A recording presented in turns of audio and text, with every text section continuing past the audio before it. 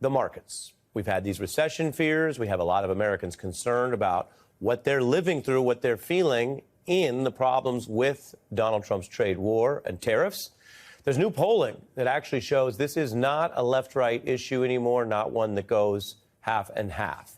This is 75%, a big majority of Americans concerned that the tariffs will juice prices. 61% want businesses to actually say when the tariffs are affecting prices. Again, that's something the Trump administration has opposed. There was some back and forth with different retailers about it. Trump was angry and posting specifically about Amazon and Jeff Bezos about it. Ford raising prices on 3 different cars today and saying that the trade war will cut into their profits by over $1 billion. These are the examples of what's been going. If you follow the news, some days it's the top story, some days there's other things going on. If you turn on the financial news or read the Wall Street press, it's every day.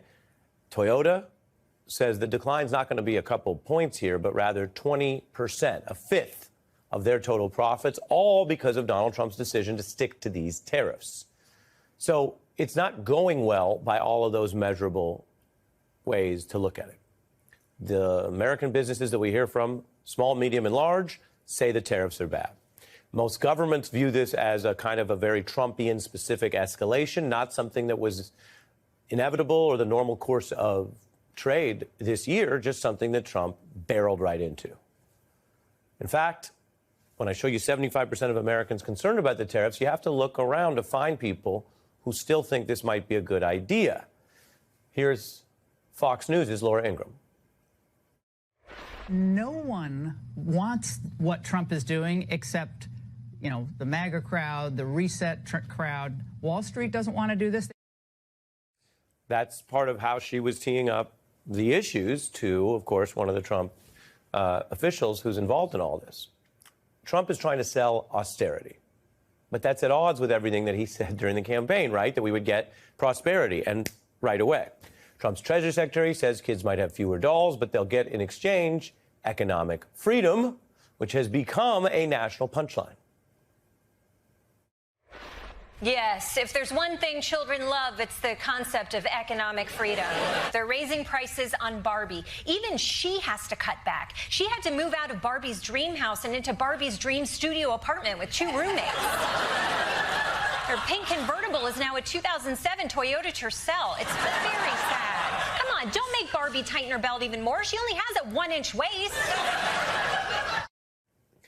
The Barbie jokes can kind of give us all a little moment to exhale, but the punchline there that works, and it works regardless of who you voted for, or people who wanted a change from Biden, or people who thought Trump would bring prosperity like he said he would. This isn't really about the partisan imprint from last year's election. This is now about the governing of President Trump and how it's actually going. And people don't think it's going well. The punchline is there isn't really a good other side of this debate. MAGA figures are looking at the trade deficits. And remember, it's complicated, we've heard from economists, but by the Trump plan, meaning what he said this was about, was dealing with the trade deficit countries, China, Mexico, Vietnam. Those are the big countries you see there where he says we're getting the raw end of the deal. That's what he and his allies have fixated on. With respect, are you overstating the reach and significance of this deal because you're a president who needs a result at a difficult time? I think that it's a great deal for both parties.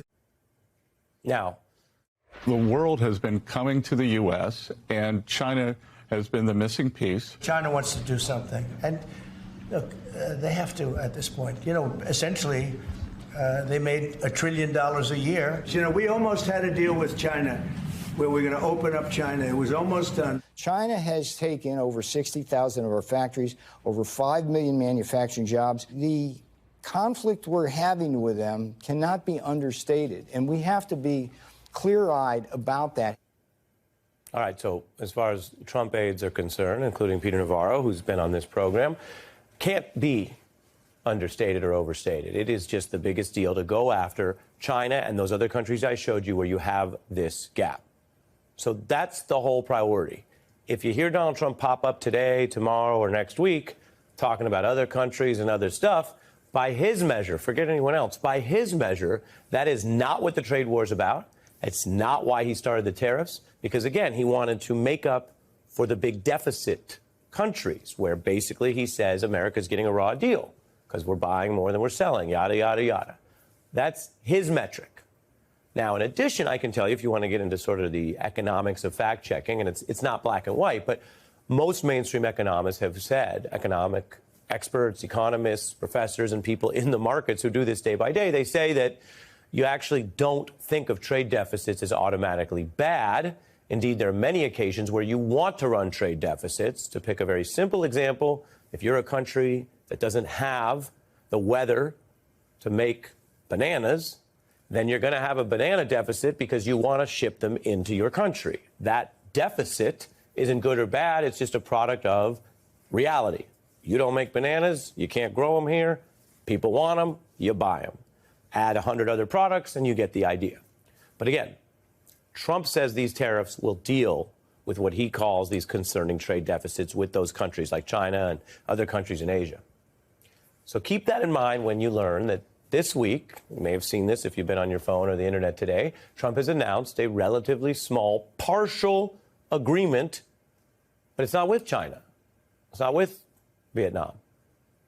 It's with the United Kingdom. And the United States, if you're using the Trump measure, runs a trade surplus with them to about $12 billion last year. This kind of handshake trade deal does not end all the tariffs. Bloomberg reports the framework basically leaves many key details for later. Key issues unresolved. Apparently, the goal is to get some sort of claim of a deal or a partial deal headline out there and save the hard stuff for later. Paul Krugman, the Nobel-winning economist, says that pretending to fix what's broke seems to be the order of the day, and it may or may not happen. He also calls this the tariff equivalent of concepts of a plan, one of the Trump campaign gaffes when he couldn't really say what the health care plan was last year. Now, in this new framework, 10% tariffs on many UK products remain. So, as I'm telling you, it's a deal, but not a deal that ends the ramping up of his trade war with that and other countries. The tariffs would be reduced, they say, for cars and steel. No final UK deal. No agreements with the priority countries.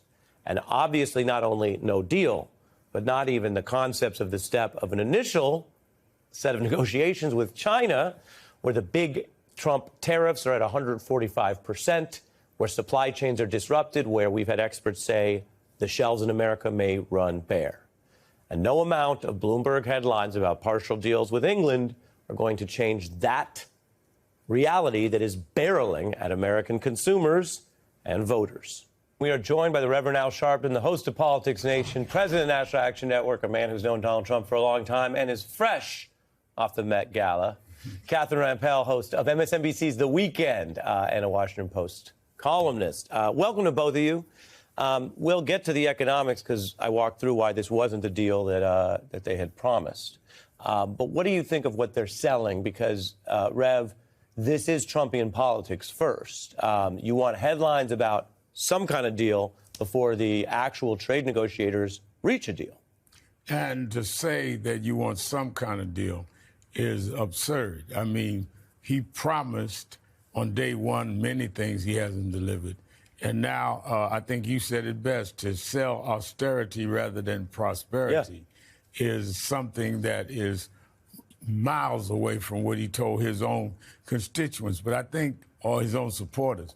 But I think what is even more important is that he does not have a deal. There is no deal. He's announced something with England today that we really don't know what that really means.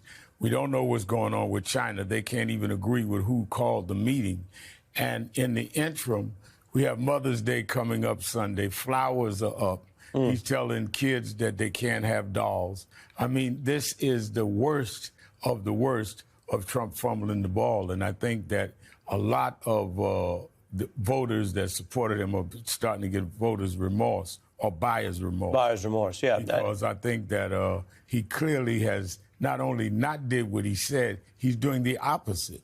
Is causing inflation, is causing it to stay where it is or rise, and is going to cause a lot to his base farmers and others that depend on a lot of the things that he's putting tariffs on. Yeah, and Catherine, we've seen that in the new polling that the tariffs are getting less popular the more people hear about them. We all cover stuff, right? There aren't a lot of 75% issues in American politics, really. I mean, you tell people, well, Biden did it or Trump did it, right away you start to get a fissure. 75% and growing is the concern. And I want to be clear, that doesn't mean that those Republicans are turning Democrat in the midterms. It just means they were rooting for Trump. They do like him, and they're still mad and concerned about tariffs. Where does the deal fit into that? Well, Trump is essentially demanding wartime sacrifices from the American people, even as he's giving himself a military parade that will cost tens of millions of dollars.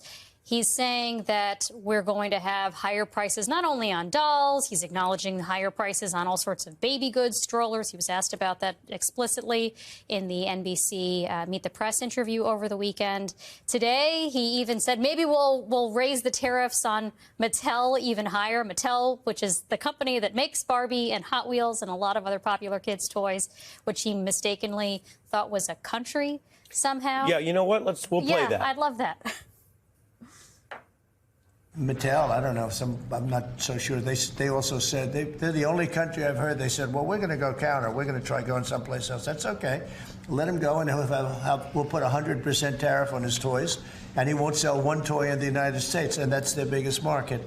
I heard that. I mean, I watched this guy talking about how I'm going to go counter. I said, well, I wouldn't want to have him as an executive too long. I have no idea what any of that means, except that it's going to raise prices even higher.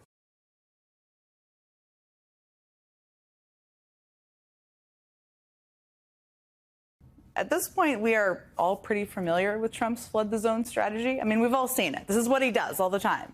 Move fast, try to upend as many things as possible, throw so much at us at all times, including some completely bizarre obsessions with renaming things, like lots of things, like the Gulf of Mexico, for example. It's all kind of hard to keep up with sometimes. I mean, that's the point, though. He wants to make it harder for us to figure out what's real and what's just Trumpian bluster. But one way to cut through some of that, I think, to figure out what's real, what he really cares about, what's going on in his head a little bit, is to go back to January 20th. And what did Trump prioritize when he was sworn into office a second time? What did he care about? Enough to do immediately. Well, one of the first things he did, really pretty much the very first thing he did after taking the oath of office on January 20th, is he installed this guy as the top federal prosecutor in Washington, D.C. Now, the U.S. Attorney's Office in Washington, as you probably know, is one of the most important, most powerful prosecutors' offices in the country. And for the last few years, it has been in charge of literally the largest criminal probe in American history, the investigation into the January 6th attack on the U.S. Capitol. And the moment Donald Trump took office again, he put a guy named Ed Martin in charge of that office. Now, Ed Martin has zero experience as a prosecutor. And he was also literally at the Capitol on January 6th. And he described it this way. He said it was great. Compared it to Mardi Gras, of all things. Now, after that, he then later went on to serve as a defense lawyer for several Trump supporters who were charged with attacking police officers during the insurrection. He was defending them. Once Trump named him a U.S. attorney in Washington, the first thing that Ed Martin did was dismiss the cases of about 1,600 Capitol rioters pardoned by Trump, including at least one whom Ed Martin still represented as a defense lawyer. One person he was defending as a lawyer. He helped pardon him. Then he said about demoting and firing federal prosecutors who had worked on those January 6 cases. That's what he did next. He also tried to indict Chuck Schumer, an effort so weird and outlandish, he apparently couldn't even get Trump Justice Department officials to sign off on that one. Ed Martin also sent out sloppy, poorly worded, vaguely threatening letters aimed at members of Congress, protesters, journalists, even medical journals he decided he needed to target. In other words, Trump seemed to be getting, exactly what he wanted out of one of his very first hires. Someone who would use the power Trump had bestowed on him to gleefully go after Trump's enemies and reward his friends. And Trump clearly really, really wanted Ed Martin in that top prosecutor job. And he seemed to really, really like having him there. And with Ed Martin's interim appointment coming to an end this month, all Trump had to do to keep Ed Martin there permanently was to get the Republican-controlled United States Senate to confirm him to that post. But today, Trump was basically forced to pull Ed Martin's nomination. Now, he did acknowledge, which is true, that he was pulling the nomination because Martin didn't have enough support in the Senate, which again is controlled by the president's own party. Now, there's a lot of things to pull from and draw from as to what the final straw was here. I mean, it could have been the dozens and dozens of appearances on Russian state television that Ed Martin failed to tell senators about, and also did. Maybe it was the multiple podcast interviews and glowing praise Ed Martin gave to a January 6th rioter whom federal prosecutors described as a Nazi sympathizer, in part because of the photos of him with a literal Hitler mustache.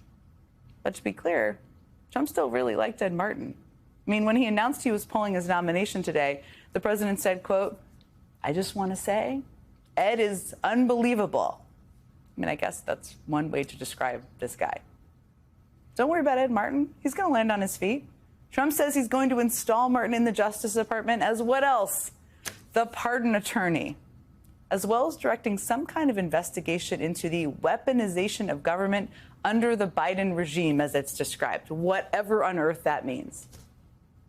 And then tonight, just in the last few hours, Trump announced he is naming a new interim D.C. U.S. attorney. I am not joking. I was not joking earlier. I'm not joking now when I said he picked former Fox News host Jeanine Pirro. Shown right there. I know you know who she is. And for those who are keeping score at home, that will bring the number of Fox News personalities in Trump's administration to at least 21. And that count might have even gotten higher if Trump had not also just pulled his nominee for Surgeon General, a former Fox News contributor as well. Now, in her place, Trump says he is nominating a completely wackadoodle social media wellness influencer promoted by Health and Human Services Secretary RFK Jr. What could possibly go wrong there? He was asked today about this nominee, his new Surgeon General nominee, who the person he supposedly wants in this job. And what he said to reporters is this: "I don't know her." Man, I mean, this White House really is a well-oiled machine at all times. Never surprises you. This all comes, of course, after the Trump administration pulled its nominee to be director of the CDC several weeks ago. Now, they yanked that nominee less than an hour before his Senate hearing was set to begin, when it became clear that he also didn't have enough support. And of course, who can forget the debacle of the Matt Gaetz nomination for Attorney General? Who can forget that? I mean, it basically collapsed under the weight of its own absurdity in just a couple of days. But still happened. I mean, that was still one of the first things Trump did. But when it comes, just come back to Ed Martin, when it comes to his demise as U.S. attorney and that nomination today, here's something I think is worth paying attention to. I mean, the man who appears to have sealed Ed Martin's fate is none other than North Carolina Republican Senator Thom Tillis. When Thom Tillis announced that he would vote against Martin, and this was rumored for days, but when he announced he was going to vote against him, the nomination was basically doomed. It's not like Thom Tillis hasn't voted for Trump nominees before. I mean, even when he found them very objectionable. In fact, he's voted for all of them. You may also remember, and I did, that it was Thom Tillis' vote that saved the nomination of Defense Secretary Pete Hegseth. Back in January, it looked like Hegseth's nomination might fail, and for good reason, obviously. I mean, he was a Fox News weekend host who had run 2 small nonprofits into the ground, been credibly accused by multiple sources of excessive drinking, and paid a settlement to a woman who accused him of rape. All of those things, although he denies all those allegations. But Senator Tillis was reportedly so disgusted, understandably, that he was working feverishly behind the scenes to kill the Hegseth nomination, including, and this is a big step for a Republican senator, by securing a sworn affidavit from Hegseth's former sister-in-law alleging drunken and threatening behavior toward his ex-wife. It's a big step. You'd assume he'd oppose the nomination then. But then Trump threatened to back a primary challenger to Tillis in next year's election. And at the last minute, Tillis caved, giving us Defense Secretary Pete Hegseth. Welcome, everyone. Signal chats and all the things that come with Pete Hegseth. So that was January, not that long ago. What's different now? Why couldn't Trump get Thom Tillis to vote for his day one handpicked D.C. prosecutor? I mean, maybe. less than 4 months into his second term, Donald Trump just doesn't have the juice he had a few months ago. I mean, it's not just the nominations. That's part of it. It's been kind of a parade of failures, though. I mean, Trump has passed basically no legislation, though he did get Republicans in the House to pass a bill today renaming the Gulf of Mexico to the Gulf of America. So I guess he has that in his quiver. Who knows? The one Republican who voted no actually called the bill juvenile, which sounds pretty accurate. He's also faring a little better in the courts. I mean, a new analysis from Bloomberg today found that Trump is losing in court far more than he's winning, by a lot, with his policies being stopped by courts more than 200 times. And the polls continue to be just brutal for a president barely 100 days into his term. The latest Economist YouGov poll finds Trump's approval underwater by 10 points, with 52% of Americans disapproving of the job he's doing. A full 75% of Americans think Trump's tariffs will increase the prices they pay. And even among Republicans, I mean, just Republican poll respondents, the share who think tariffs will raise prices a lot has increased by 8 points just in the past 2 weeks. Now, today in the Oval Office, a reporter asked the president his thoughts on his tariffs causing a slowdown in traffic into U.S. ports and the thousands of dock workers and truck drivers who are now worried about their jobs as a result, understandably. The president, in his response, appeared to think that's all great. I mean, he said, quote, in response, "That means we lose less money. When I see that, that means we lose less money." Frankly, when I read this, I had to read it a couple times. I mean, I don't know who the we in that sentence is supposed to be. It's not the dock workers or the truck drivers. It's certainly not all the American consumers, people out there paying more for things. But at this point, we all know Donald Trump. We know what he does when things are going badly, when the polls aren't good, when nominations are blowing up, when he wants to try to change the narrative. He puts on a big show, announces some amazing deal, as he brands it. And as we also know about Trump by now, the reality rarely lives up to the hype of the show.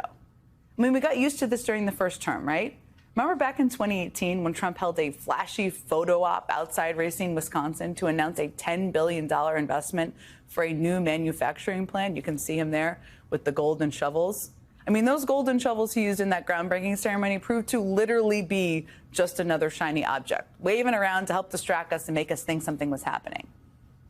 Because the plan to actually build that large-scale plant was very quickly abandoned, and the 13,000 jobs Trump had promised never actually materialized. There was also Trump's Phase 1 trade agreement with China, remember this? Which was signed at the White House amid a whole lot of fanfare in January of 2020. You can see it there on the video. Trump claimed that China would be spending an extra $200 billion buying American goods. I mean, that sounds good.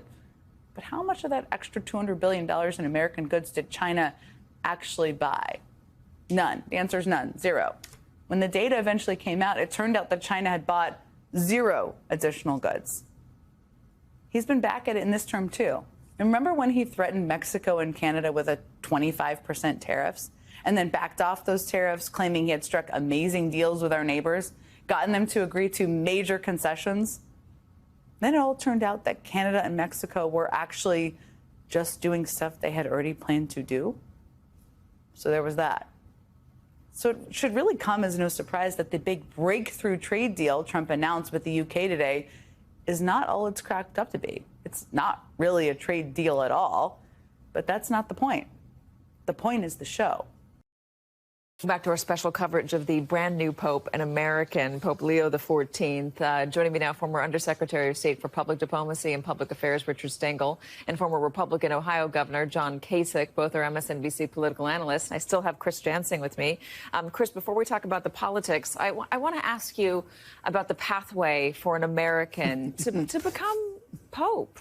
Every single person I talked to about Cardinal Prevost said, this, all great things, but he's an American. There wasn't a single person who didn't think that being an American kept him out of it for decades. It was just accepted an American would not be Pope. Look, you can look at his credentials. One of your guests said this, missionary evangelization, very important. He's had curial positions that allowed him to meet with a lot of the cardinals. He's a polyglot. He can speak to people in a lot of languages. But there's two things that haven't been talked about that I want to point out that were part of his path, I'm sure.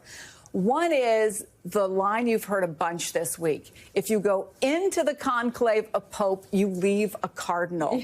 He did not do that. He has always laid low. He's naturally not flashy. He doesn't give a lot of interviews.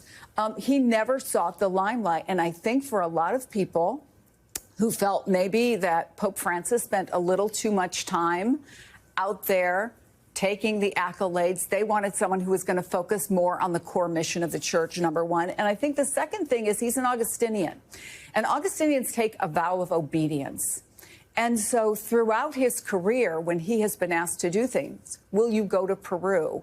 When this Pope, Pope Francis, said to him, I think I might appoint you to the head of the dicastery for bishops, he said to him, I will do what you believe the church needs and what I am called to do. One of the fascinating things that I would love to know is when he went into the room of tears, because men have gone in there and thought, what am I getting myself into? Not very many, but a few. And they have cried. And a number of them we know have cried. We know Pope Benedict was waiting to go. He just bought a house with his brother and was going to go retire. And he famously retired from the papacy. Famously did retire.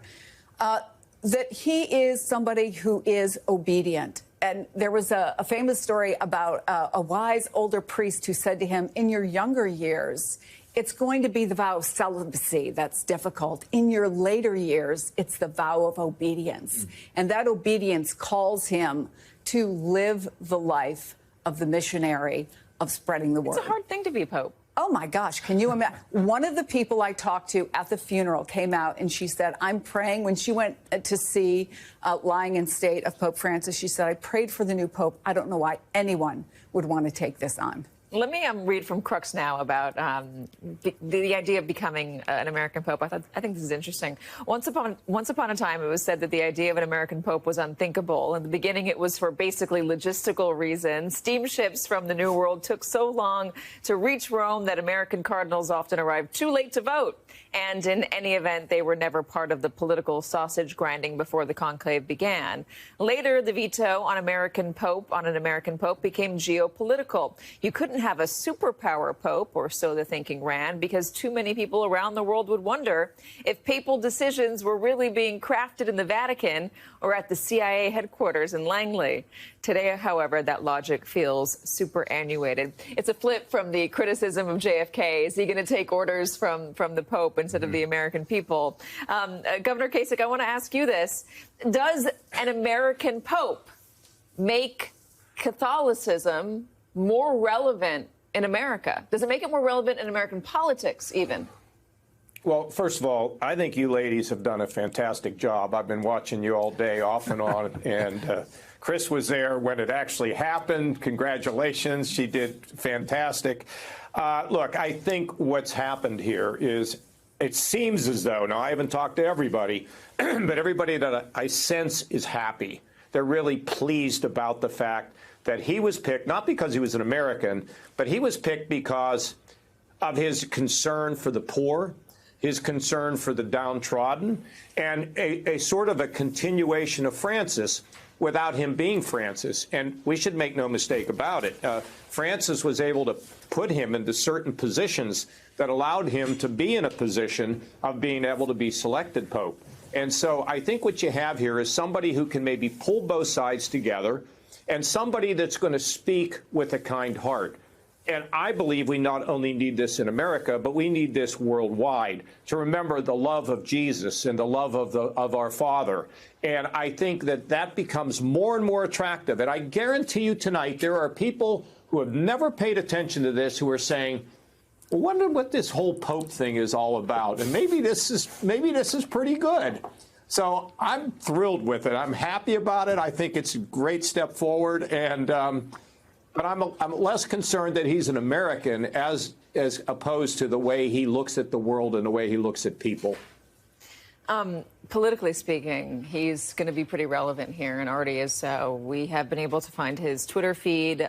He's either tweeting himself or retweeting about American politics, criticizing this president's stance on immigration, criticizing recently the Oval Office meeting between him and the president of El Salvador. He's criticized child separations. He's criticized the rampant gun problem we have in this country. He's criticized racism. MAGA has gotten a hold of it as well, and some loud voices within the MAGA universe are angry about his selection as Pope. They see it as I don't want to say an act of war, that's too strong, but they see it as a rebuke of the president, and not in a kind way. Donald Trump very famously in 2016 went after Pope Francis and criticized him on the campaign trail, and that was just one of the many one of many people that he criticized that no one would ever have dared to do before. Do you foresee this having legs in the American political landscape? Yeah, you summarized it well. I mean, it may indeed be a rebuke of some of those conservative ideas. I don't know that the Cardinals are thinking about American politics as much as we are, but he's a different kind of American. They're thinking he's thinking about American policy, if not politics. Yeah, no, I think he's been, righteous about that. It reminds me that Joe Nye died this week. Joe Nye was the great Harvard political philosopher who came up with the idea of soft power as opposed to hard military power, the power of culture, the power of influence. This has an enormous soft power index for America in a positive way, as Governor Kasich said. He's a different kind of American. He represents values that are different than the values on the world stage of the MAGA Trump administration. Concern for the poor, concern for immigrants, all of the things that Francis talked about. I think it's a boon to the idea that Americans don't have to be this kind of autocratic model that we're seeing with the Trump administration. He's lived an integrated life. I mean, he's lived in many other places. He speaks multiple languages. He's an American who has not isolated himself in America. He's not a nationalist. In fact, when he was rebuking J.D. Vance, he was rebuking the idea that Vance put forward, which is that in the Christian faith, you love yourself first, your family next, your community after that, and then everybody else. And the rebuke from Pope Leo XIV before he became Pope was no. Jesus did not say that there's an order to your love. Yes. This is a man who has been global, as America in this moment is becoming much more insular. Yes, as Jesus said, who is my neighbor? That was the attitude. There is no hierarchy of love. And I think, again, not to be too kind of obvious about it, but he is a kind of contrast to Trump himself and the Trump administration in the things that he cares about. He's compassionate. He's compassionate for the poor. You treat the immigrant like you treat your own family. That's very, very different than what we're seeing in the White House. We're also just getting word that Donald Trump and President Zelensky are speaking by phone. This is according to President Zelensky's spokesperson. We don't have any details. They say they'll provide some details. This, of course, is as this administration is trying to find some sort of way out of the conflict between Ukraine and Russia, but Russia doesn't seem to have any desire to stop fighting. Yeah, I mean, there's a kind of rule of law, which is the rule of war, rather, that the country that is gaining territory doesn't want to negotiate, and the country that's losing territory does want to negotiate. Putin is in a advantageous position for himself now. He's manipulating Donald Trump. Zelensky is trying to get back in Trump's good graces. And Trump, to his credit, doesn't like to see the bombing of civilians in Ukraine. He doesn't like to see that kind of devastation. And, maybe Zelensky will have some purchase on this now. We will see. We'll wait for that readout. Rick Stengel, really good to have you. Governor Kasich, thank you so much for watching on and off. I hope that when it was off, it was only because you needed to take a bathroom break or something, and you came right back and you kept on watching. But well, you guys have done. Listen, you've done a great job. Just remember this about this man. He's a man of God. So he looks at every human being equally. No one's more important than anybody else. And for those that are down and out, those who are downtrodden, those who live in the shadows, he believes they ought to be lifted. And I think that is a wonderful message worldwide and, of course, here in the United States of America. Thanks, and Governor, ladies. Wasn't it amazing when Chris yelled out, It's an American. Did I yell? You did. Oh.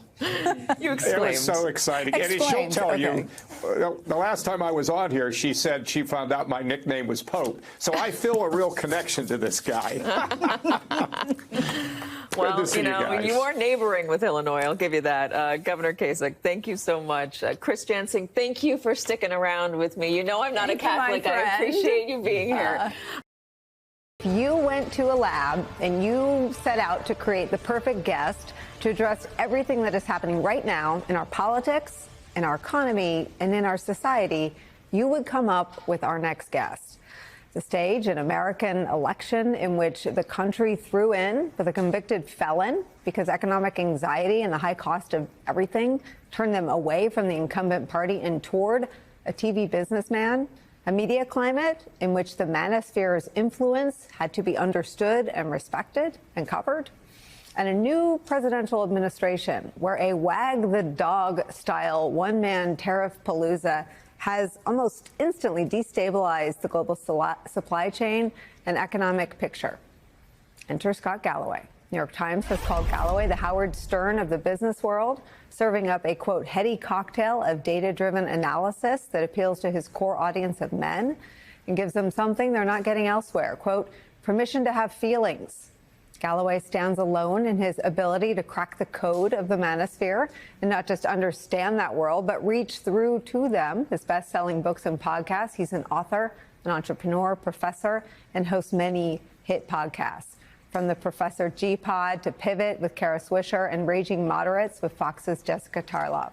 Most recently, Galloway is a hardline critic of platforming Steve Bannon, canceling an appearance on Bill Maher, who he likes very much still, but canceled an appearance on his program because, as Galloway put it, he couldn't in any way normalize, associate, or legitimize Steve Bannon. It's where we start the hour with the aforementioned Scott Galloway. Thank you so much for being here. Thanks. I'm really enjoying the show so far, Nicole. What do you make of this moment that we're in, where we come on the air?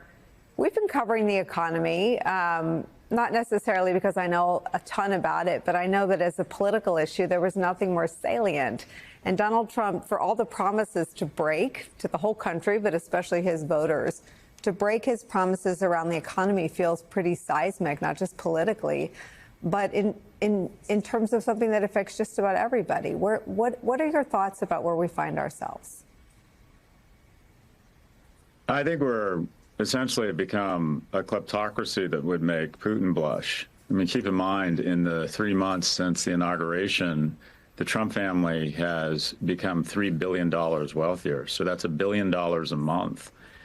And to be fair, it's been a slow creep of corruption. There's been special interest groups since Citizens United that have just gone crazy. You have American citizens paying 8 times the price for Humira and Ozempic that other countries pay, even though many of these drugs we've invented here, manufacture and distribute. So there's been a weaponization of government for a while, and there are even many Congress people, including Speaker Emerita Pelosi, who've engaged in insider trading. But this is on a whole new scale. The Democrats and other Republicans have been engaging in corruption for tens or hundreds of thousands. This is now corruption for billions. And while you could argue that American business has been for sale, if you will, or America's been for sale, now the whole world's for sale. I think the Trump coin represents a new level of grift, the likes of which we haven't seen. Essentially, the president has opened a Swiss banking account that anybody can put money into, communicate why they are putting money into it to the president, and then the president can take actions, and we don't know whatever happened. And I believe it's probably already happened. And the question I would put forward is, if you're Vladimir Putin and you're spending $500 million a day on a failed war in Ukraine, wouldn't you be stupid not to somehow communicate to the president that you're willing to make him the wealthiest man in the world in exchange for maybe stopping arms shipments or intelligence to Ukraine? I think, people say, well, that's a conspiracy theory. I would argue that's just basic logic. I think Putin would be stupid not to do that right now. And I think potentially that or smaller instances of that are happening all over the world right now. And the problem is we don't even know about it. I think this level of corruption is like an iceberg. I think the majority of it is taking place below the surface. So we're in a full kleptocracy at this moment. How did we get here? I think well, okay, so if you go back, I think it's important to ask, how did an insurrectionist get elected? And this election, Nicole, was supposed to be a referendum on women's rights. And if you look at the polling data, women's rights did not show up. What showed up was something that at least the Democratic Party had totally ignored, and that is the plight of young men. And I realize I sound like a broken record here, but I have some data. If you look at the three groups that pivoted hardest from blue to red from 2020 to 2024, it was Latinos who don't want to be identified as a group. Two, it was people under the age of 40 who, for the first time in our nation's history, aren't doing as well as their parents were at 40. Specifically young men who feel as if, I wouldn't say are moving to the Republican Party, but feel like the Democratic Party has moved away from them. And then women ages 45 to 64. And my thesis is that's their mothers. Because when your son is in the basement vaping and playing video games, you really don't care about territorial sovereignty in Ukraine or transgender rights. You just know your son isn't doing well. And there's still a lot of women in America that will vote based on what they think is best for their sons and their husbands. And I believe you were at the Democratic National Convention. I was. And what I saw was a parade of special interest groups that mentioned all the very real struggles different special interest groups still face in America. But there wasn't one mention of the special interest group that has fallen fastest in the last 30 years, and that's young men in America, who I believe are paying the price for the unfair advantage that men of my generation received. 4 times more likely to kill themselves, 3 times more likely to be addicted, 12 times as likely to be incarcerated. If you go to the DNC website, it explicitly says who we serve. And it lists 16 demographic groups, ranging from Asian Pacific Islanders to Black Americans to the disabled to veterans. I added it up. It's 74% of the population. But when the Democratic Party explicitly says it's advantaging 74% of the population, it's not advantaging them. It's disadvantaging the other 26%. And Trump, to his credit and his campaign's credit, flew right into the manosphere.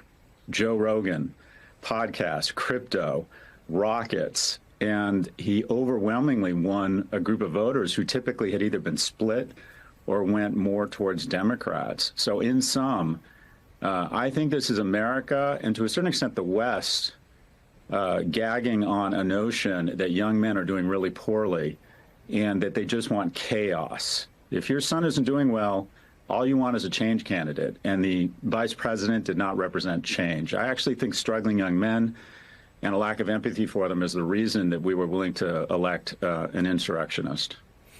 Well, an insurrectionist who just did more to emasculate men than anyone in history. They will now have less buying power. They will now have a harder time picking up the tab or doing any of the things that traditionally, either as a provider, and I know you're right and talk a lot about that, being a provider and a protector is often associated with being able to pay for things. I mean, Donald Trump just made everything that we buy more expensive, and being a small business owner more out of reach and more difficult by making it harder to bring things in.